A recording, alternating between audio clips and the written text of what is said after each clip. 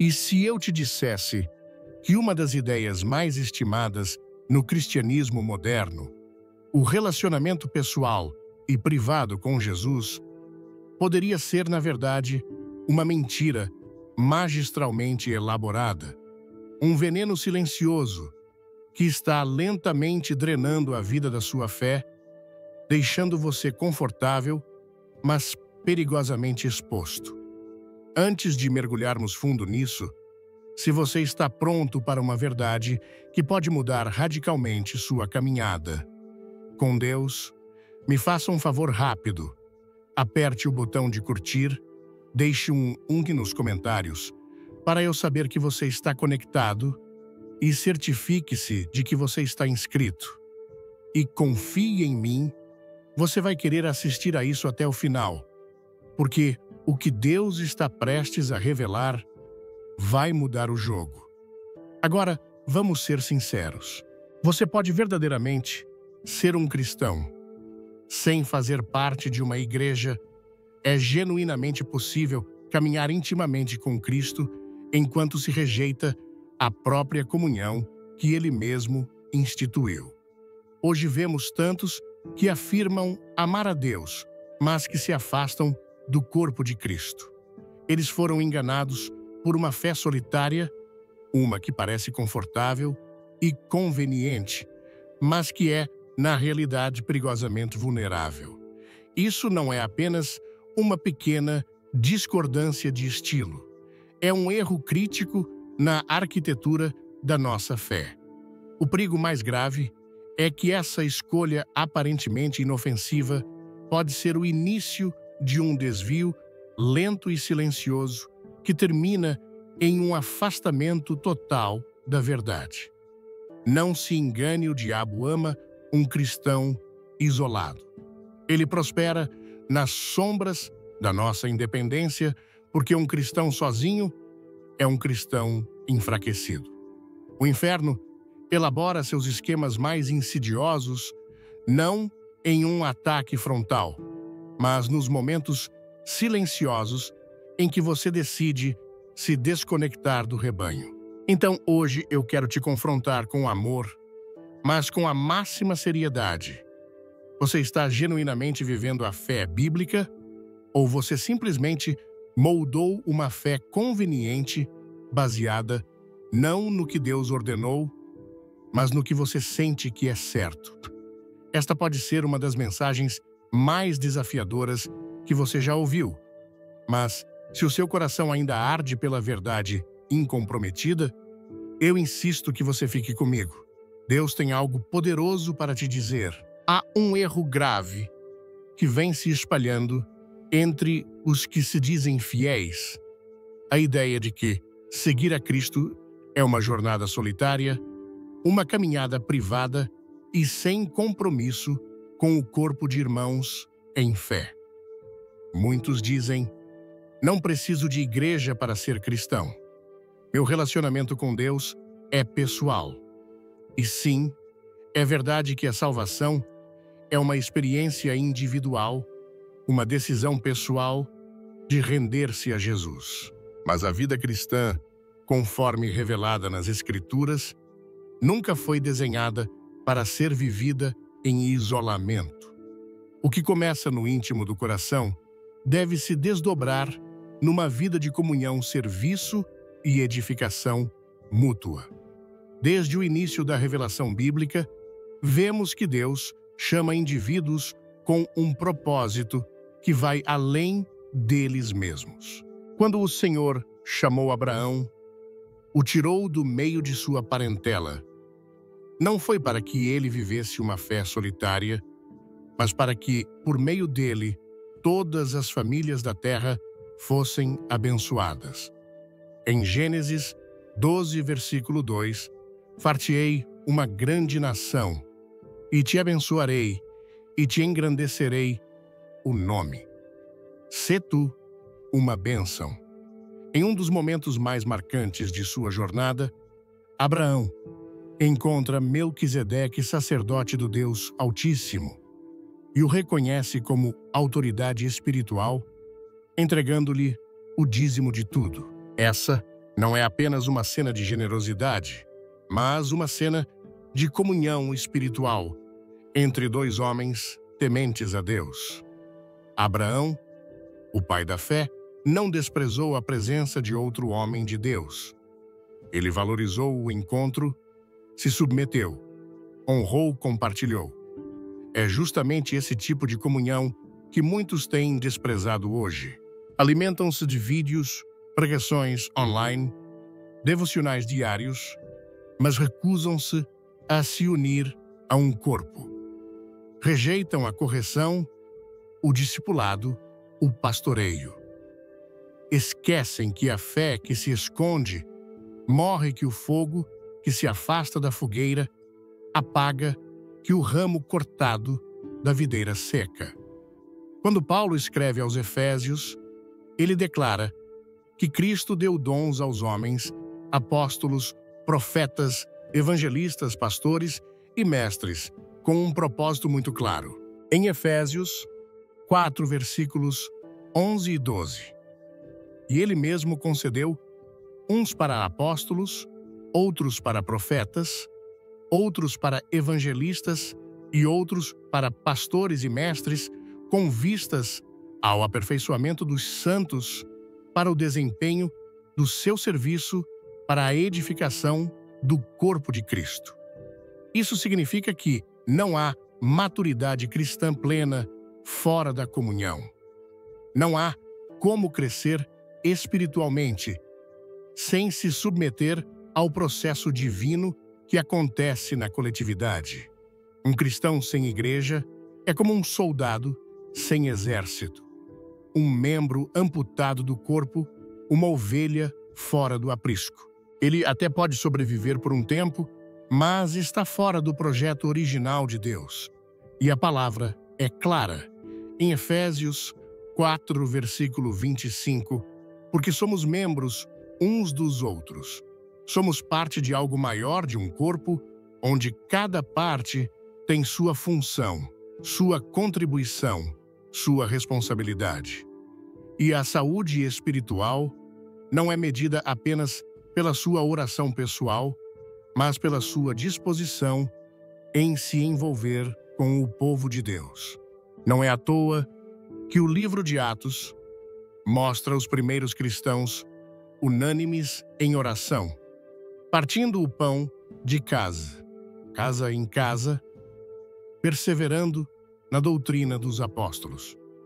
Eles entendiam que andar com Cristo era também andar com seus irmãos, que o poder do Espírito se manifesta na unidade, que o crescimento do reino acontece por meio da comunhão.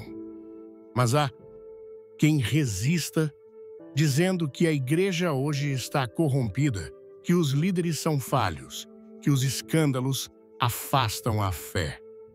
Antes de começar, deixe um comentário com o número 1 se você quer mais conteúdos assim. E se inscreva no canal. Não perca o final.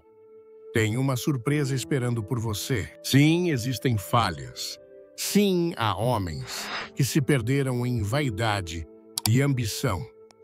Mas a igreja nunca foi perfeita. E ainda assim, Jesus a escolheu como seu corpo na terra. Ele é o cabeça e nós somos os membros. E se é verdade que há imperfeições na igreja visível, também é verdade que fora dela há apenas confusão, frieza espiritual e engano sutil. A ideia de uma fé privada, descompromissada, desconectada, não é nova, é antiga, perigosa e destrutiva. O inimigo sempre buscou isolar, desde o Éden. Sua estratégia é separar o homem da voz de Deus, da comunhão da presença. E quando consegue isolar, enfraquece. Quando enfraquece, derruba. Ele sabe que o crente sozinho não ouve conselhos, não recebe confrontos, não partilha dores nem vitórias, não carrega fardos alheios, não é edificado, nem edifica. A fé genuína exige humildade, e a humildade nos faz reconhecer que precisamos uns dos outros, que há dias em que a oração do irmão nos sustenta, em que a palavra do pastor nos realinha, em que a presença da comunidade nos levanta do chão. Não se trata de obrigação religiosa, trata-se de necessidade espiritual. E se alguém ainda duvida, olhe para Jesus. Mesmo sendo o Filho de Deus, não andou sozinho. Formou um grupo, compartilhou a missão. Lavou os pés dos discípulos, chorou com amigos, entrou nas casas, participou das festas, enfrentou a dor ao lado de outros. Até no Getsêmani, ele desejou a companhia de Pedro, Tiago e João. Se o Mestre valorizava a comunhão, quem somos nós para desprezá-la? Talvez a sua ausência na igreja não seja por convicção, mas por feridas. Talvez você tenha sido maltratado, incompreendido, esquecido, mas mesmo assim, Deus ainda te chama para o corpo. Porque a cura, muitas vezes, vem exatamente da comunhão que você teme. É no corpo que Deus trabalha, é no meio do povo que ele se move. É na unidade que ele ordena a bênção. Você não foi salvo para caminhar sozinho, foi salvo para pertencer. Foi alcançado para servir, foi restaurado para levantar outros. Sua fé precisa de raízes, e raízes não crescem na solidão. Crescem na terra fértil da comunhão, no solo da igreja, regadas pela palavra, alimentadas pela presença do Espírito. A igreja é mais que um prédio, mais que um culto, mais que um lugar físico. Ela é a noiva do Cordeiro, é o campo de treinamento dos santos, é o lugar onde o céu toca a terra. Por isso, não aceite a mentira que diz que você pode ser um cristão completo sem ela. Essa é uma verdade que o mundo nunca te contou, mas que o céu jamais negou. Continue caminhando. Deus ainda tem mais para revelar. Jesus sempre esteve no meio do povo não isolado. Jesus nunca viveu isolado. Ainda que fosse o Filho unigênito de Deus, cheio de poder, sabedoria e autoridade, ele escolheu estar entre as pessoas. Ele não permaneceu nos montes longe da multidão. Ele desceu, tocou, chorou, comeu com pecadores, abraçou crianças, sentou-se com os desprezados e, quando começou seu ministério, não o fez sozinho. Chamou 12 homens e, mesmo sabendo que um trairia, que outros o abandonariam, ele permaneceu com eles porque a missão de Deus sempre envolveu comunhão. Esse é o ponto que muitos ignoram. Jesus poderia ter realizado todos os milagres sem testemunhas. Poderia ter proclamado as verdades do reino sem ninguém por perto. Mas ele nos deixou um modelo, um padrão, um estilo de vida que envolve presença, partilha, discipulado, mesa, diálogo. Jesus, sendo perfeito, se rodeou de imperfeitos e o fez com propósito para ensinar que a fé não se fortalece no isolamento, mas na comunhão. É preciso observar com cuidado os evangelhos. Quando Jesus chamava alguém, ele não dizia apenas, venha a mim. Ele dizia, segue-me. E segui-lo significava caminhar com outros que também haviam sido chamados. Pedro não foi chamado sozinho para andar com Cristo, nem João, nem Bartolomeu. Foram chamados a seguir juntos, a aprender juntos, a errar e recomeçar juntos. A vida cristã que Jesus ensinou não é uma experiência privada, onde cada um vive sua fé em silêncio longe de tudo e de todos. Ele nos ensinou a amar uns aos outros, confessar os pecados uns aos outros, carregar os fardos uns dos outros, exortar uns aos outros. E isso só é possível quando há convivência, proximidade, comunhão. Quando olhamos para Atos dos Apóstolos, vemos com clareza o fruto dessa semente plantada por Jesus. Logo após o Pentecostes, quando o Espírito Santo foi derramado com poder, o texto sagrado diz, em Atos 2, versículo 42, e perseveravam na doutrina dos apóstolos, na comunhão, no partir do pão e nas orações. Ei, você aí, se curtir essa mensagem, deixe um like e compartilhe com um amigo. Fique até o fim, porque algo incrível está por vir. A primeira evidência de um povo cheio do Espírito não foi o isolamento, mas a comunhão. Não foi o surgimento de crentes solitários, mas uma comunidade que se reunia diariamente com alegria e simplicidade de coração. Havia ali um mover sobrenatural, não porque cada um orava sozinho em sua casa, mas porque estavam juntos, unânimes, perseverando como um só corpo. O resultado: havia milagres, havia temor, havia crescimento diário. Deus acrescentava à igreja aqueles que haviam de ser salvos. O céu respondia à unidade da terra. Mas hoje há muitos que perderam isso. Chamam de liberdade espiritual, o que na verdade é orgulho disfarçado.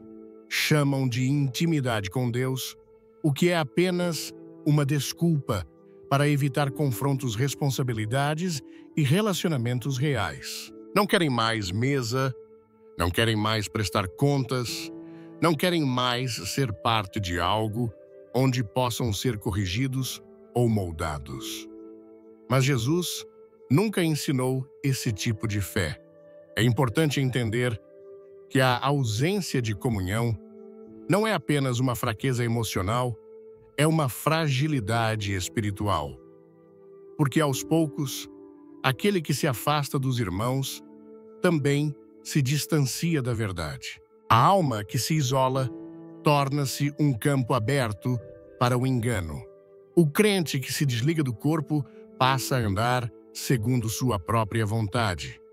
E com o tempo, a voz de Cristo se mistura com sua própria voz.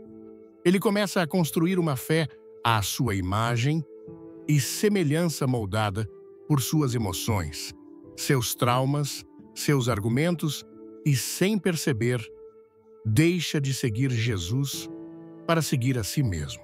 Jesus não instituiu a igreja como uma sugestão, mas como um alicerce. Ele declarou em Mateus 16, versículo 18: Sobre esta pedra edificarei a minha igreja, e as portas do inferno não prevalecerão contra ela. É dentro da igreja mesmo imperfeita, mesmo cheia de desafios, que Deus cumpre seu propósito. É lá que Ele molda, purifica, capacita, envia. É ali que o caráter é lapidado, que os dons são ativados, que a fé é provada e fortalecida. O plano de Deus sempre foi coletivo. O apóstolo Paulo, em suas cartas, sempre escreveu a comunidades, a igrejas locais, a grupos de crentes. Ele não escreveu a cristãos sem igreja. Ele orientava, exortava, animava aqueles que estavam reunidos em nome de Cristo. E quando alguém se afastava do corpo, era motivo de dor, de clamor, de súplica, porque eles sabiam o risco espiritual que isso representava. Não há como carregar a cruz sozinho. Não há como cumprir o chamado sozinho. Até mesmo Jesus teve quem carregasse a cruz com ele quando suas forças humanas se esgotaram. Em Lucas 23, versículo 26. E quando o levavam, constrangeram um certo Simão Cireneu, que vinha do campo, e puseram-lhe a cruz às costas para que levasse após Jesus.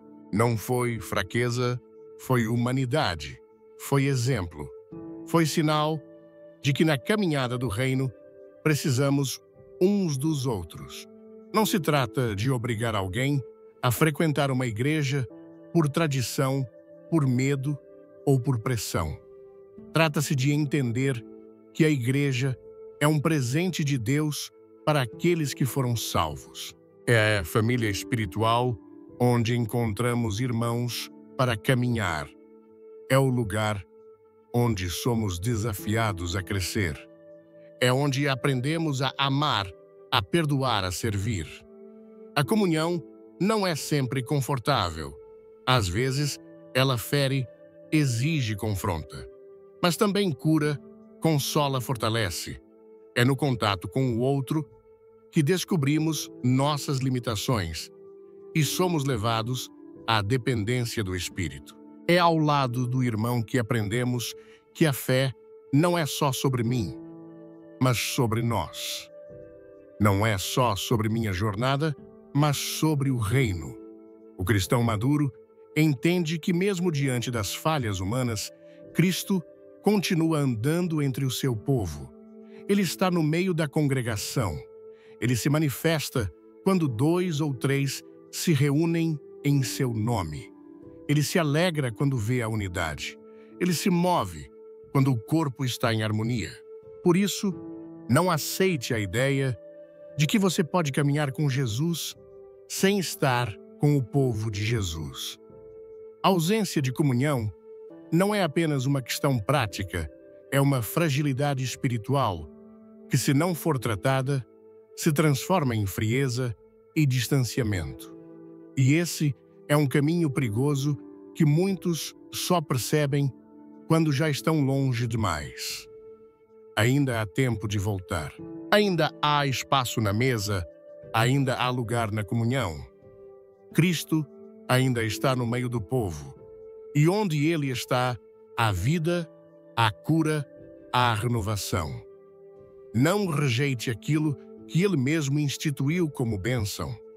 A fé verdadeira floresce onde há presença, partilha e amor. É ali que Deus derrama sua graça em abundância. O perigo espiritual do isolamento abre brecha para o inimigo. Não há batalha mais silenciosa e, ao mesmo tempo, mais destrutiva do que aquela que se trava no coração de quem caminha sozinho. O isolamento espiritual não começa com uma rebelião declarada contra Deus. Começa com pequenas escolhas: deixar de ouvir, deixar de participar, deixar de buscar. Aos poucos, o cristão vai se desconectando da comunhão da palavra, da oração coletiva, e acaba abrindo uma brecha quase imperceptível. Mas o inferno percebe, e é por essa brecha que o inimigo se infiltra com suas mentiras, suas distrações e seu veneno. O apóstolo Pedro nos adverte em 1 Pedro 5, versículo 8. Sede sóbrios, vigiai, porque o diabo, vosso adversário, anda em derredor, rugindo como leão, buscando a quem possa devorar. E sabe quem ele procura primeiro? Aqueles que estão sozinhos. Porque o crente isolado se torna um alvo mais fácil. Não há quem o alerte, não há quem o socorra. Não há quem o sustente em oração quando suas forças se esgotam. Ele se convence de que está bem, de que pode seguir com sua fé particular, mas mal percebe que está caminhando para longe da proteção do corpo. Antes de tudo, clique no sininho e se inscreva para não perder nada. Comente. Eu fico até o final e descubra algo especial no vídeo. E quando menos espera, já está sendo esmagado por pensamentos confusos, tentações intensas e uma frieza espiritual que toma conta devagar até que o coração já não sente mais saudade da presença de Deus. A Escritura, em Hebreus 10, versículo 25, é direta, firme e absolutamente clara. Não deixemos de congregar-nos, como é costume de alguns, antes façamos admoestações e tanto mais, quanto vedes, que o dia se aproxima. Essa exortação não é uma sugestão religiosa, é uma advertência espiritual. Porque o afastamento da congregação não é apenas desobediência, é perigo iminente. O dia do Senhor se aproxima, o tempo se encurta, e quanto mais nos isolamos, mais vulneráveis nos tornamos aos ataques do engano, da apostasia e da autossuficiência. O isolamento espiritual alimenta ilusões.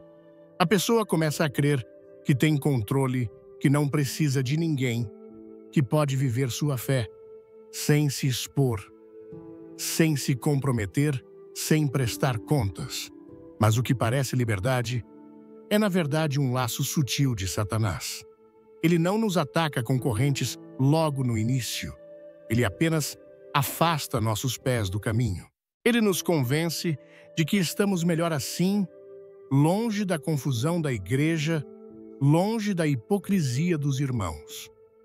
Mas o que ele realmente deseja é nos cortar do fluxo da vida que vem da comunhão.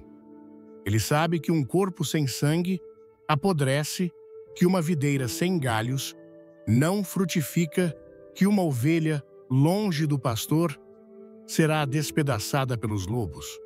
A Bíblia nos dá um retrato vívido desse risco em Atos 20.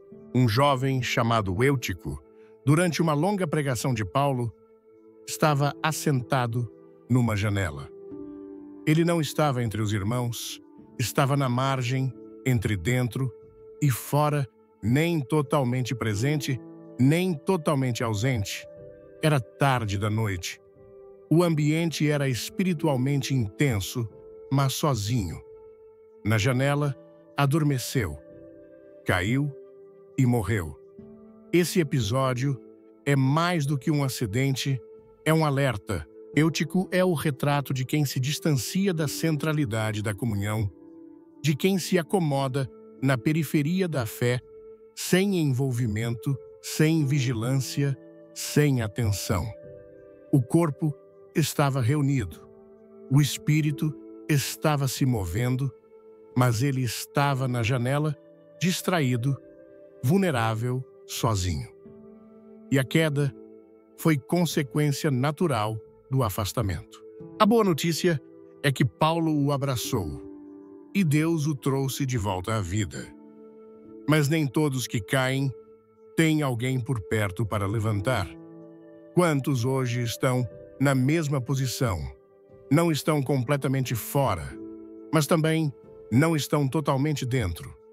Estão em janelas espirituais conectados à fé por tradição, por lembrança, por formalidade, mas, já distantes da chama viva do Evangelho, já não participam, já não servem, já não buscam, apenas observam de longe e, aos poucos, caem no sono da apatia.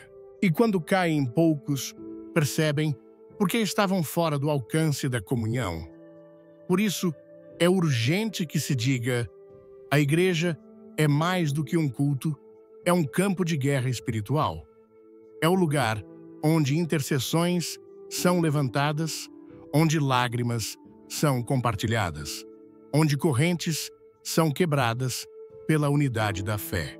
É na igreja que os dons se somam, que o discernimento se fortalece, que o crente é mantido alerta. Não é um lugar de perfeição, mas é um lugar de proteção. Porque ali há olhos que veem o que você não vê. Há vozes que te chamam de volta quando você começa a se afastar. Há irmãos que se colocam entre você e o abismo se necessário. O cristão que despreza essa realidade está desarmado diante do adversário. Pode conhecer a Bíblia, pode orar sozinho, pode até pregar, mas quando os dias maus chegam, e eles sempre chegam, ele não terá ao seu lado o escudo da comunhão, a força da intercessão coletiva, a segurança do cuidado mútuo. Muitos que hoje estão frios, confusos, derrotados espiritualmente, começaram a trilhar esse caminho no dia em que decidiram se isolar. E, infelizmente, só perceberam tarde demais. Porque o isolamento não mata. De uma vez, ele vai drenando, pouco a pouco, a vida da alma, vai silenciando a voz de Deus, distorcendo a percepção, até que a pessoa já não sente necessidade da verdade. E nesse estado, o inimigo trabalha com liberdade. É preciso romper com essa armadilha. É preciso reconhecer com humildade que ninguém vence sozinho, que a força da fé não está apenas na oração particular, mas no compartilhar das cargas, no partir do pão, na edificação mútua. É na presença de outros fiéis que somos protegidos das ciladas do inimigo. É no ambiente de unidade que o Espírito Santo se manifesta com poder. A igreja não é perfeita, mas é o lugar onde Deus te plantou para ser cuidado, corrigido, curado e enviado. E não há outra forma de resistir ao mal senão revestido da armadura de Deus. E essa armadura é forjada no ambiente da comunhão. Longe disso, o inimigo encontrará espaço, tempo e brecha para destruir tudo que o Senhor construiu em sua vida. Não basta amar a Deus em segredo. É necessário caminhar com o povo de Deus em luz. Porque onde há unidade, ali o Senhor ordena a bênção. E onde há isolamento, o inimigo prepara sua armadilha. Escolha onde você estará. Escolha agora, porque na vida espiritual quem está sozinho já está em perigo, mesmo que ainda não saiba. A igreja, como o corpo de Cristo, você não é o corpo sozinho na vida cristã. Não se trata apenas de crer, trata-se de pertencer. Crer é o início, mas pertencer é o propósito. A fé que permanece sozinha, sem corpo, sem vínculo, sem compromisso com os outros membros, enfraquece com o tempo e perde seu lugar na construção do reino. E é justamente isso que o apóstolo Paulo nos ensina com clareza em 1 Coríntios 12, versículo 12, porque assim, como o corpo é um, e tem muitos membros, e todos os membros, sendo muitos, são um só corpo. Assim, é Cristo também. Nenhum membro sobrevive se estiver desconectado. Nenhum cristão floresce espiritualmente se vive separado do corpo. Há quem diga, eu sou igreja onde estiver. Mas isso é uma distorção da verdade. Você pode carregar a presença de Deus em qualquer lugar, mas não é o corpo de Cristo sozinho. O corpo é coletivo, é unido por um só Espírito, movido por uma só fé, sustentado por um só Senhor. E Deus nos salvou individualmente para nos inserir em algo maior do que nós mesmos, uma comunidade viva de fé, de propósito e de serviço. É na coletividade que a vida cristã revela sua beleza. Não há sentido em dons espirituais se não houver outros para recebê-los. Não há razão para exortar, consolar ou ensinar se não há irmãos caminhando ao nosso lado. Deus nos dotou de capacidades diferentes justamente para que dependêssemos uns dos outros. O olho vê, mas não anda. O pé caminha, mas não enxerga. O coração pulsa, mas não pensa. Cada parte tem sua função, mas todas precisam uma da outra para que o corpo viva. Se essa mensagem tocar seu coração, deixe um comentário com um emoji e se inscreva. Tem uma revelação imperdível no final do vídeo. O orgulho espiritual tenta nos convencer de que podemos dar conta sozinhos, que não precisamos de ninguém, que nosso relacionamento com Deus é suficiente. Mas esse pensamento não é apenas antibíblico, ele é destrutivo. Porque uma fé que rejeita o corpo, rejeita o plano de Deus. Jesus morreu não apenas para salvar indivíduos, mas para formar um povo. Ele é o cabeça, e não há cabeça sem corpo. Rejeitar o corpo é ignorar a natureza do Evangelho.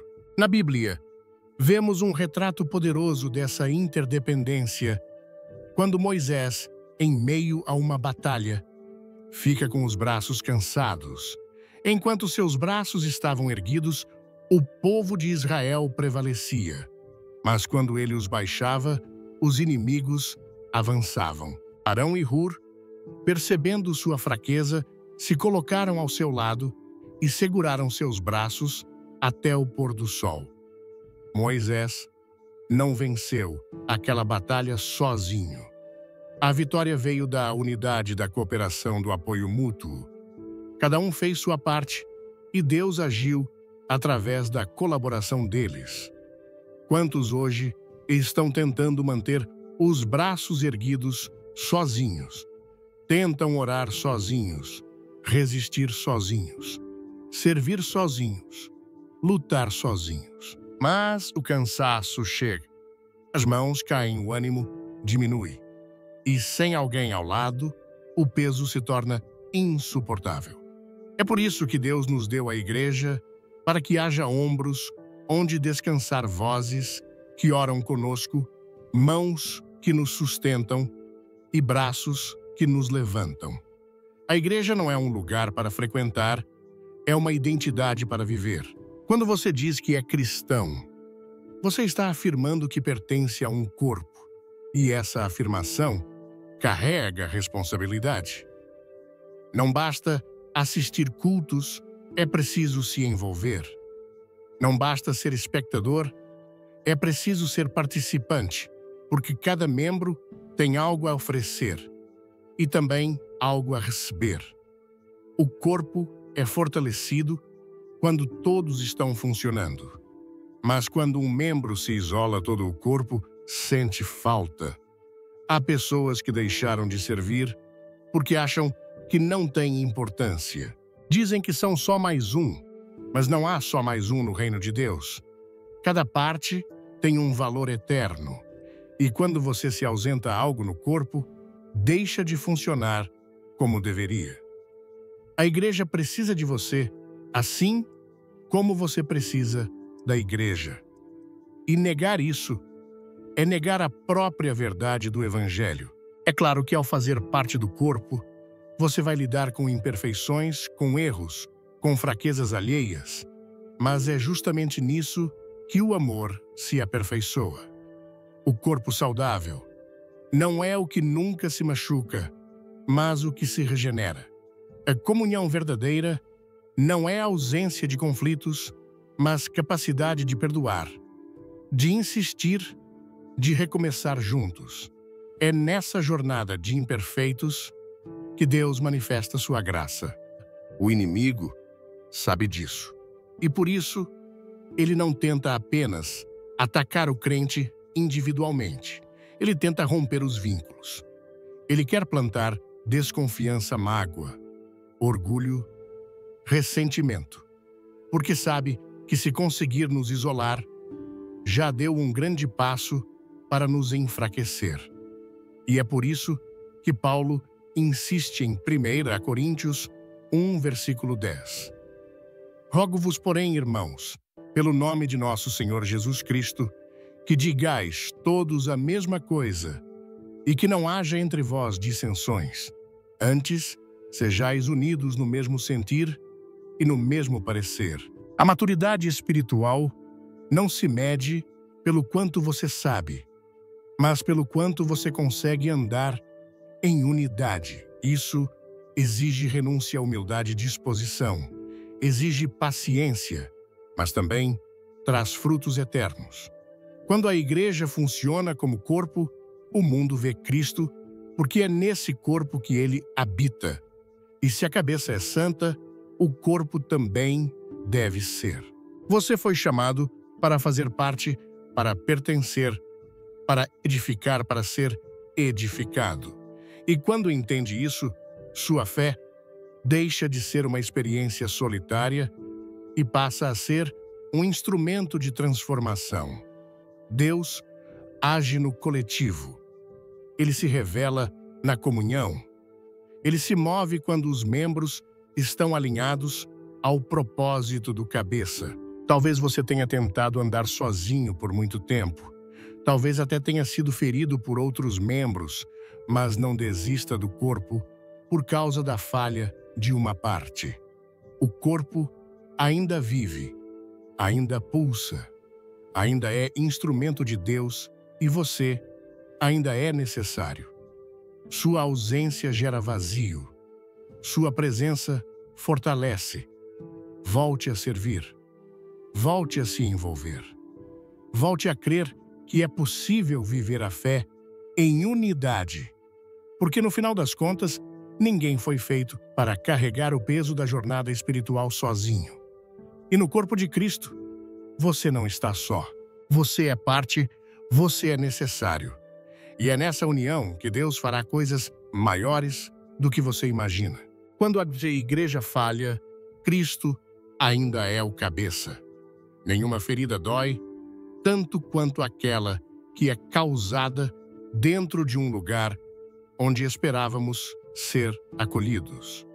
Para muitos, o motivo do afastamento da igreja não foi falta de fé nem rebeldia, mas decepções profundas, mágoas deixadas por palavras impensadas, gestos frios, julgamentos precipitados, líderes que falharam, irmãos que abandonaram promessas que não foram cumpridas. E sim, precisamos reconhecer com honestidade a igrejas que erram, a homens que carregam o nome de Cristo, mas não o caráter dele.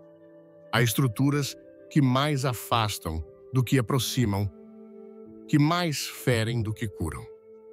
E essas realidades não podem ser negadas. Mas também é necessário olhar além disso. É preciso entender que mesmo quando a igreja falha, Cristo continua sendo o cabeça. O erro de um líder não muda a verdade do Evangelho. A frieza de uma comunidade não apaga o fogo do Espírito.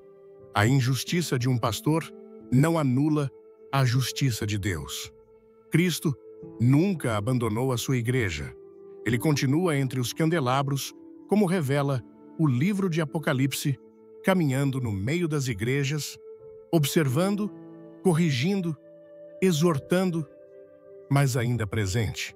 Nas cartas às 7 igrejas, vemos um Cristo que não ignora os pecados, que não tolera o engano, mas que, ao mesmo tempo, não desiste da sua noiva. Ele repreende porque ama ele e alerta, porque deseja restaurar. Ele disciplina porque deseja salvar. A igreja de Éfeso havia perdido o primeiro amor. Pérgamo tolerava heresias. Tiatira havia se corrompido. Sardes tinha fama de viva, mas estava morta. Laodiceia era morna e orgulhosa. Ainda assim, Jesus escreve a cada uma delas. Ainda assim, ele fala com cuidado, com paciência, com insistência, porque a voz dele não se cala diante da falha ela se levanta com mais autoridade. Se você foi ferido por uma igreja, isso não significa que Deus te abandonou.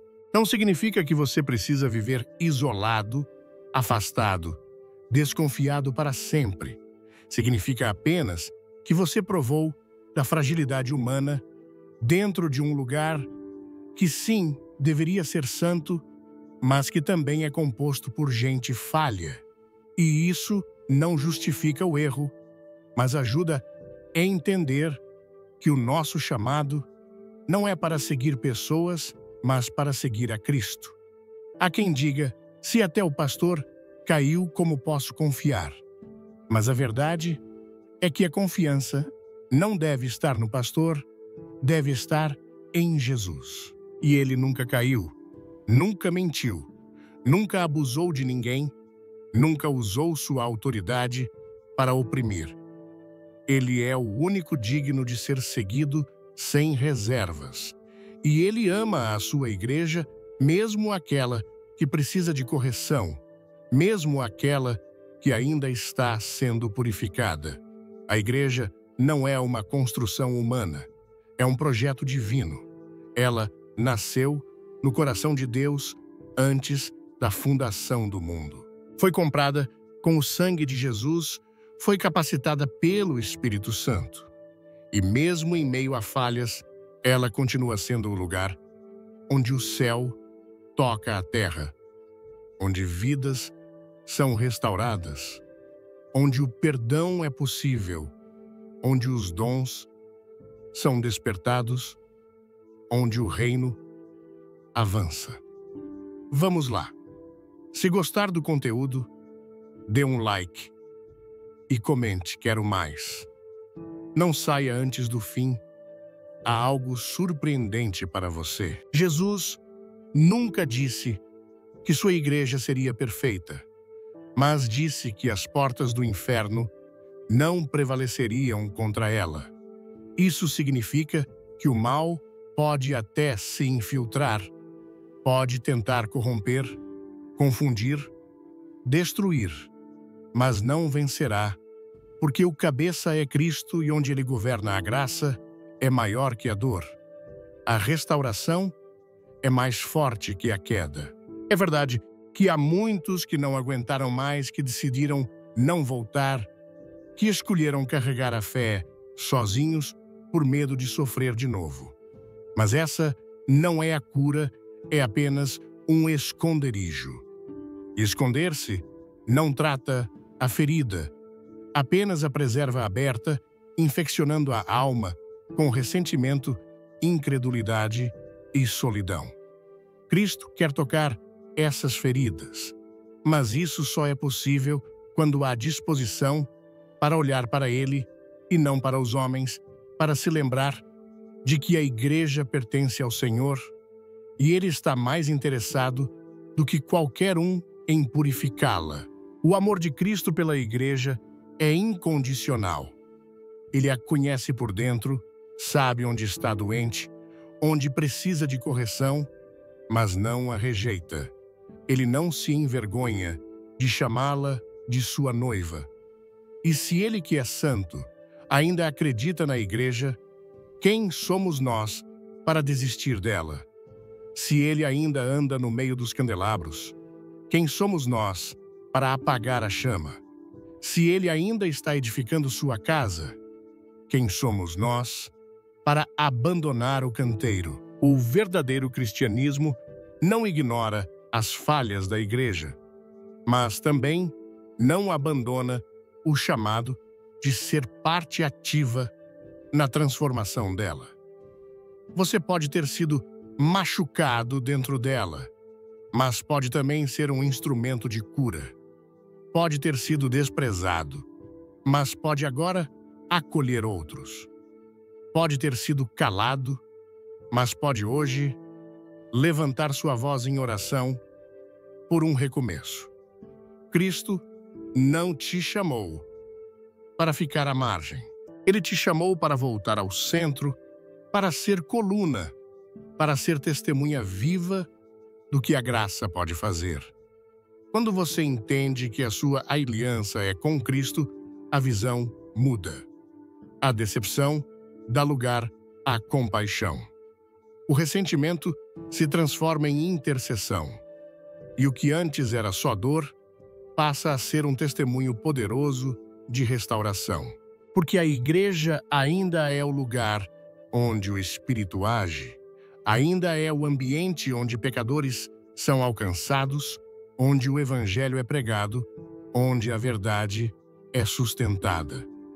Mesmo quando vacila, mesmo quando tropeça, ela continua sendo a noiva que está sendo preparada para o encontro com o noivo. Por isso, não desista. Não viva à sombra da frustração. Não alimente a crítica que paralisa. Levante-se com olhos renovados. Olhe para Cristo. Veja que Ele continua lhe chamando, curando, guiando, santificando. A igreja pode ter te falhado, mas Jesus nunca falhou. E Ele continua dizendo: eu edificarei a minha igreja. Você não foi chamado para seguir homens, foi chamado para seguir Jesus. E quem segue Jesus, inevitavelmente se aproxima da igreja que ele ama. Não fuja por causa das feridas, entregue-as. Não se esconda por causa das decepções, supere-as. Não viva em silêncio por causa dos erros do passado. Testemunhe o poder da graça. Cristo ainda é o cabeça, e ele não desistiu do seu povo. A pergunta que ecoa agora é: você vai continuar se afastando por causa dos homens? Ou vai se aproximar por amor ao Rei que ainda caminha entre os candelabros? O despertar do cristão que volta à casa do Pai. Nenhum afastamento é tão profundo que o amor do Pai não possa alcançar. Nenhuma queda é tão grave que a graça de Deus não possa levantar. E por mais tempo que alguém tenha passado longe da casa, a porta ainda está aberta. Há um lugar à mesa, há um pai esperando, há um lar pronto para restaurar tudo o que o tempo e o mundo tentaram destruir. No Evangelho de Lucas, capítulo 15, versículos 11 a 32, Jesus conta uma história que atravessa séculos com a mesma força a do filho pródigo, um jovem que decide sair de casa, pedir sua parte da herança e viver longe da presença do pai. A decisão não foi impulsiva, foi uma escolha. Ele não saiu porque foi expulso. Ele saiu porque acreditou que poderia viver melhor sozinho. Ele queria liberdade, mas não entendeu que fora da comunhão, essa liberdade logo se tornaria prisão. O texto diz que ele gastou tudo em uma terra distante. E quando tudo acabou, quando o dinheiro acabou, quando os amigos se foram, quando a alegria virou vergonha, ele se viu em um lugar onde nenhum filho deveria estar, no meio dos porcos, desejando a comida deles. E ali no fundo do poço veio o início da redenção. A Bíblia diz que ele caiu em si.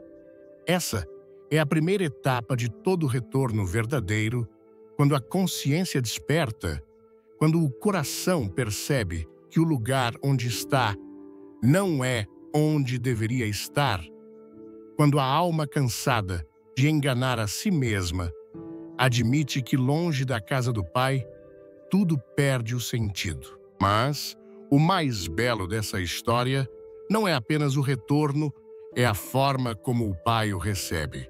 Ele não exige explicações longas, não pergunta por onde andou, não aponta o dedo. Ele corre ao encontro do filho, o abraça sujo, o veste com nova roupa, coloca o anel da filiação de volta e restaura seu lugar à mesa. Isso é graça, isso é restauração. Isso é o que Deus faz com todos que decidem voltar. Há muitos que se afastaram da igreja, acreditando que não poderiam mais voltar, que o tempo os distanciou demais, que o erro foi grande demais, que não seriam mais bem-vindos. Mas esse é um engano que precisa ser quebrado, porque o coração de Deus não se fecha para quem se arrepende. Ele não está esperando perfeição, está esperando rendição. Ele não quer justificativas, quer o seu coração. Voltar à comunhão não é retroceder, é avançar na direção da cura. Porque sozinho, você apenas sobrevive, mas no corpo, você é restaurado. E há muitos hoje tentando viver uma fé que já não tem força, tentando carregar um fardo que já os quebrou por dentro, mas ainda assim resistem orgulhosos, feridos, presos em pensamentos como: se eu voltar, vão me julgar, vão me perguntar onde estive, vão me apontar. Mas a palavra responde com outra verdade. O Pai vai correr na sua direção. E se você está disposto a dar um passo, Ele correrá com braços abertos para te receber. A restauração não acontece à distância, ela exige movimento. O filho pródigo não foi alcançado no chiqueiro. Ele foi restaurado quando decidiu voltar. E essa decisão é que marca o início do milagre. Porque há curas que só acontecem quando voltamos ao convívio. Há cicatrizes que só fecham quando voltamos à mesa. Há vozes que só ouvimos novamente quando nos permitimos pertencer de novo. Retornar à igreja pode parecer assustador, mas a alternativa é pior. Viver longe, vazio, desconectado, tentando manter uma espiritualidade sem raízes, sem vínculos, sem corpo. E uma fé assim se torna frágil, inconstante, vulnerável, porque a alma, mesmo tentando se enganar, sabe que algo falta. E o que falta não é apenas uma programação de domingo, é a mesa, é a presença, é a família espiritual, é o abraço, é o calor de um altar que te lembra que você ainda tem um lugar no reino. Não é preciso esperar mais. O tempo de voltar é agora. O Espírito está chamando. O coração já sabe que não há mais nada lá fora que preencha o que a presença de Deus preenche. E sim, talvez o caminho de volta pareça longo, mas com Deus, um passo de arrependimento encurta qualquer distância. Porque o Pai não espera no portão. Ele corre. Ele corre com pressa. Ele corre com misericórdia. Ele corre porque não suporta te ver longe. E quando você volta, não volta ao mesmo lugar de onde saiu. Você volta transformado. Volta com marcas, sim, mas com experiências que agora podem servir para levantar outros. Volta com cicatrizes, mas com autoridade para dizer que a graça é maior. Volta com lágrimas, mas com a certeza de que há perdão. Porque a casa do Pai não é um lugar de perfeitos, é um lugar de filhos. E todo filho tem direito de voltar. Talvez você tenha deixado ministérios abandonados, chamados silenciado dons, mas Deus não os apagou. Eles estão aí adormecidos, esperando o toque da obediência. E tudo começa com o retorno. A jornada de cura começa com um passo, um pedido, um clamor, um reconhecimento. Pai, pequei contra o céu e diante de ti. Então, Ele te cobre com vestes novas. Ele limpa as feridas. Ele te põe de volta onde você nunca deveria ter saído. O retorno do filho pródigo foi celebrado com festa, porque o céu se alegra com o que o mundo despreza. Aquele que foi rejeitado pela sociedade é restaurado pela graça. Aquele que falhou diante dos homens é perdoado diante do trono. E isso não é apenas uma história bonita, é uma promessa viva. É a prova de que ninguém está longe demais para recomeçar. Não permita que a vergonha te cale, que o orgulho te congele, que a dor te mantenha fora da casa onde sua cura te espera. A igreja não é um tribunal, é um hospital. E Cristo é o médico. Ele conhece sua história. Ele viu cada passo seu e ainda assim, Ele quer você de volta. Porque não importa quanto tempo passou, nem quão sujo você se sinta, nem quantos erros tenha cometido, você ainda é filho. E se você ainda é filho, então a casa é sua. A mesa te espera, o Pai está de pé e os anjos já se preparam para celebrar. Voltar nunca foi um sinal de fraqueza. Voltar é o ato mais corajoso de quem entende que a vida sem Deus não é vida. Voltar é reconhecer que tudo que o mundo oferece é vazio, que tudo que te prometeram lá fora não se compara ao que o Pai tem reservado. Hoje é o dia do despertar. Não amanhã, não depois, agora. Porque quanto mais você adia, mais distante fica a voz. E essa voz está dizendo agora: volta, filho. Volta, filha. Eu nunca deixei de te amar. E assim, chegamos ao cerne da questão. Depois de caminhar pelo campo de batalha da verdade, depois de confrontar os enganos sutis que buscam nos isolar e nos enfraquecer, uma pergunta pode estar ecoando mais alto do que qualquer outra nas câmaras do seu coração. É tarde demais para mim. Talvez o peso desta mensagem não o tenha aproximado, mas em vez disso, tenha ampliado o abismo entre onde você está e onde sabe que deveria estar. Talvez a memória da dor seja muito recente, a mancha de suas razões para partir pareça permanente demais, o silêncio de sua longa ausência pareça ensurdecedor demais. Você pode estar pensando, mesmo que tudo o que você disse seja verdade, o caminho de volta é muito longo. Eu queimei a ponte, eu desperdicei minha herança. Se esse é você, preciso que você se aproxime, silencie todas as outras vozes e ouça a história que Deus escreveu para este exato momento. É uma história não de condenação, mas de uma graça tão escandalosa que desafia toda a lógica humana. No Evangelho de Lucas, capítulo 15, Jesus conta uma história que tem despedaçado corações endurecidos por milênios. É a história do filho pródigo. Note que a história não começa com o filho sendo expulso ou exilado. Ela começa com uma escolha. Ele se aproximou de seu pai, não com um pedido, mas com uma exigência. Dá-me a parte que me cabe. Foi o ato supremo de rejeição, essencialmente dizendo: Pai, eu gostaria que você já estivesse morto. Eu quero o que é meu e quero ser livre de você.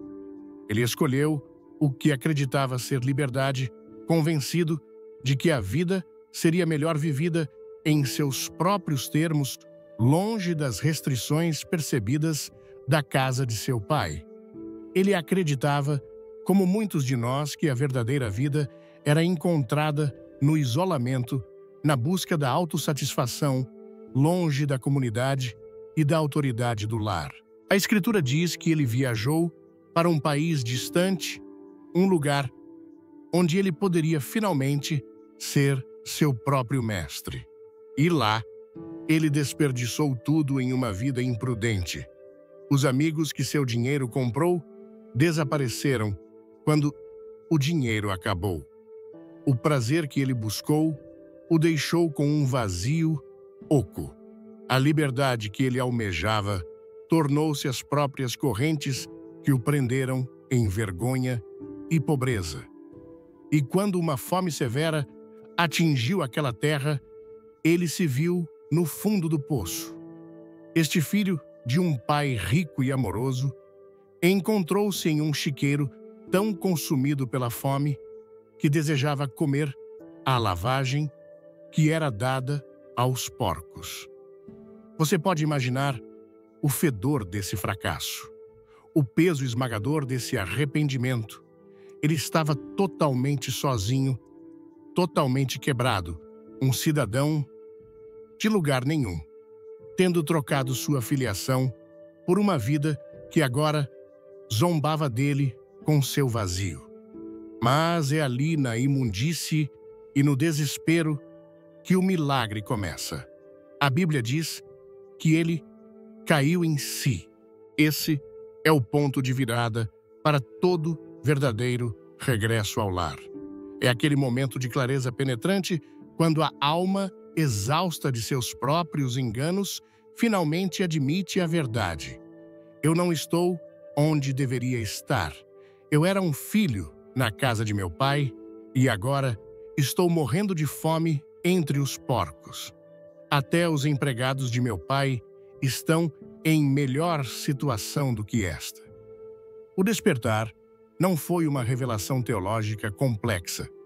Foi a simples e angustiante constatação de que ele havia trocado um palácio por um chiqueiro.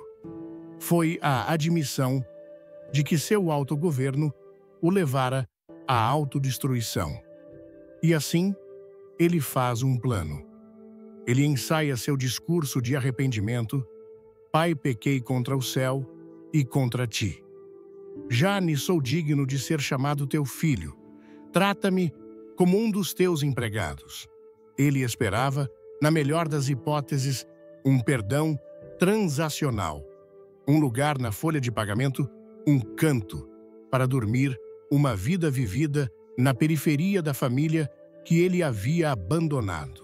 Ele começou a longa e humilhante caminhada para casa, cada passo assombrado pela vergonha de seu fracasso. Mas a parte mais bonita, a mais avassaladora desta história, não é o retorno do filho, é a resposta do pai. A Escritura diz: E quando ele ainda estava longe, seu pai o viu e se encheu de compaixão por ele. Correu para seu filho, o abraçou e o beijou. Pare e absorva o poder dessa imagem.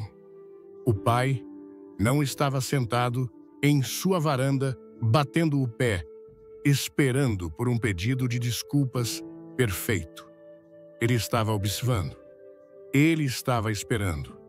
Ele estava perscrutando o horizonte dia após dia, ansiando pela silhueta de seu filho perdido. E quando o viu, não esperou. Ele, o honrado patriarca, ergueu suas vestes e correu. Naquela cultura, um ancião correr era indigno, mas o amor estilhaçou a dignidade. A compaixão superou o protocolo. Ele não esperou pelo discurso ensaiado. Ele não perguntou onde ele esteve ou o que ele fez.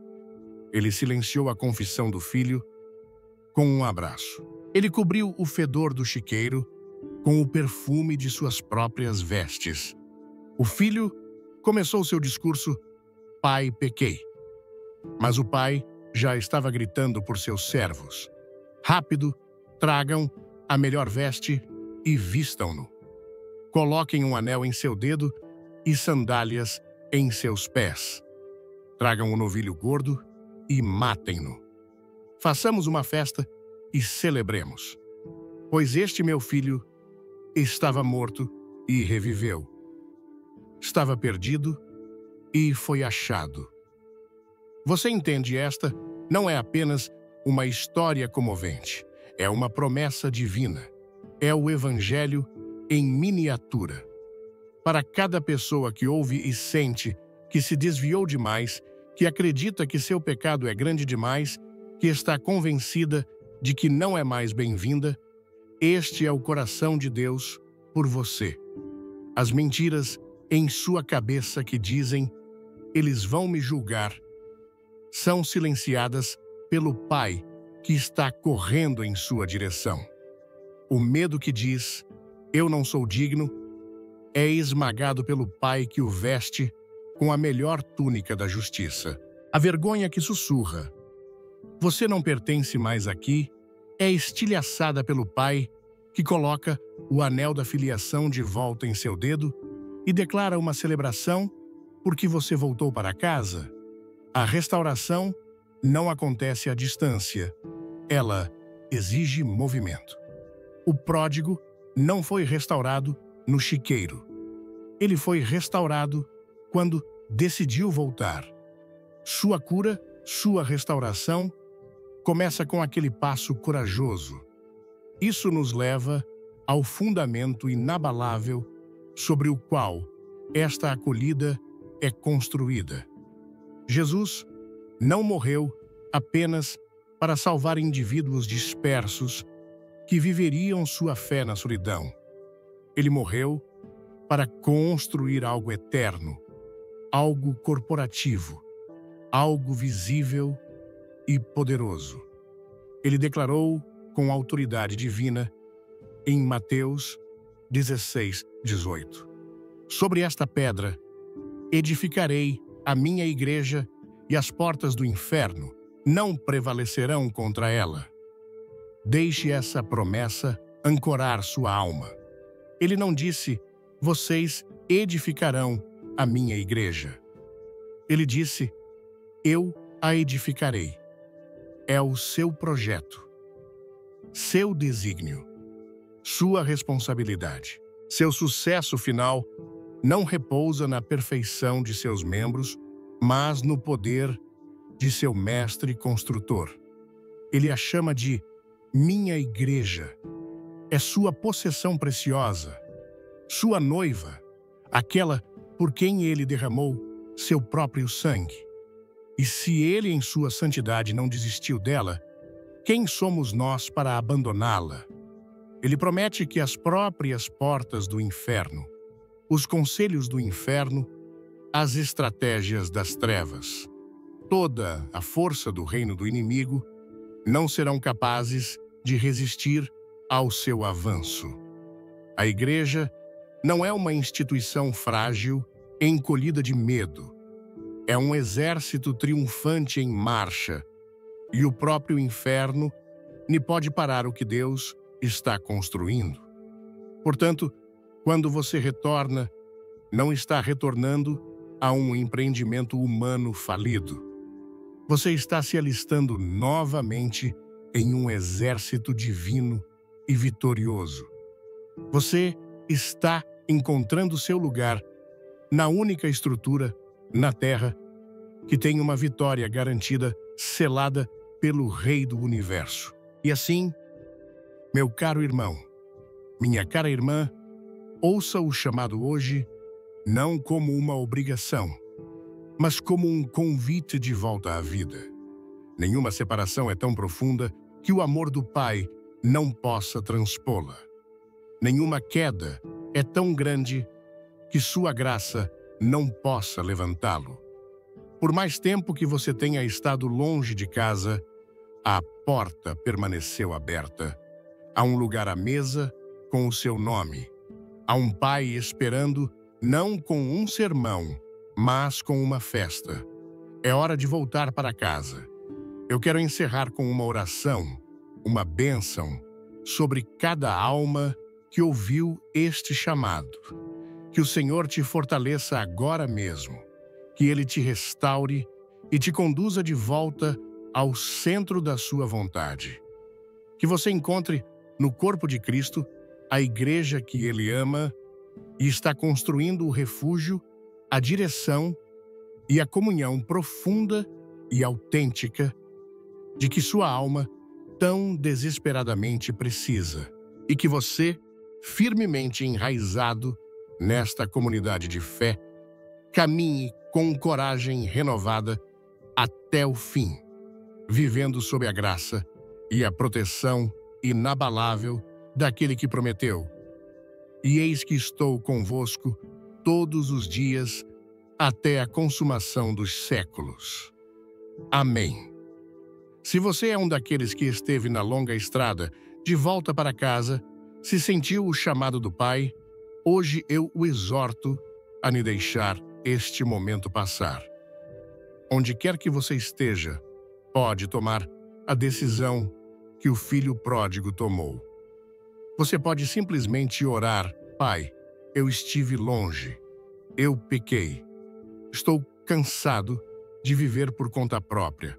Hoje, estou voltando para casa. Não deixe a vergonha ou o orgulho te segurarem por mais um segundo. Dê esse primeiro passo. Procure um pastor. Ligue para um amigo cristão de confiança. Envie uma mensagem para este ministério. Deixe alguém saber que você está a caminho de volta, porque todo o exército celestial está pronto para celebrar o seu retorno.